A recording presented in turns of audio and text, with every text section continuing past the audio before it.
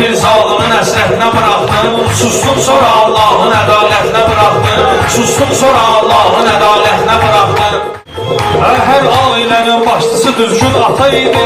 Abdullah döyüş vaxtı da üzgün ata idi. Düşmənini əsir tutdum ötən gün ata idi. Ancaq balasını Allahın hörmətinə bıraxdı. Ancaq balasını Allahın hörmətinə bıraxdı. Hər gün bu sözü eləyirəm ifadə kimin var? Düşdüm bu qatarlıqlara dəryada kimin var? Yarəm məni əhl eylə bu dünyada kimin var? İmanımı şeytanın əsarətinə bıraxdı. İmanımı şeytanın əsarətinə bıraxdı.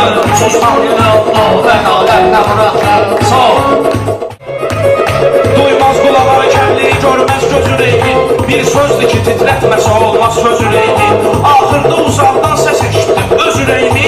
Bir məzlumun Allaha şikayətinə bıraxdım. Bir məzlumun Allaha şikayətinə bıraxdım. Düşmənləri saldım bu səfər şəxsi qərəzmə. İnsanları əhsən belə insanlığı əzmə. Sən şehri bu övlad kimi seçdin elə nəzmə. Əllərimi toxundurdum əmimmətinə bıraxdım. Əllərimi toxundurdum əmimmətinə bıraxdım. Dünyamın əlindən başımız ağrıdı getdi. Bir hadisə vardı içimi doğradı getdi. Yoxsul uşağı üçün çörəyi oğradı getdi. Tutmuşdum onu bir dənə niyyətinə bıraxdım. Tutmuşdum onu bir dənə niyyətinə bıraxdım. Mən meyxananın əvvəlini, ilkini gördüm. Bir hilənin üstündə yatan tülkünü gördüm. Ağlım kaşalaydı, bu fəna mülkünü gördüm. Saf ruhumu çirkab-ı cəhalətinə bıraxdım.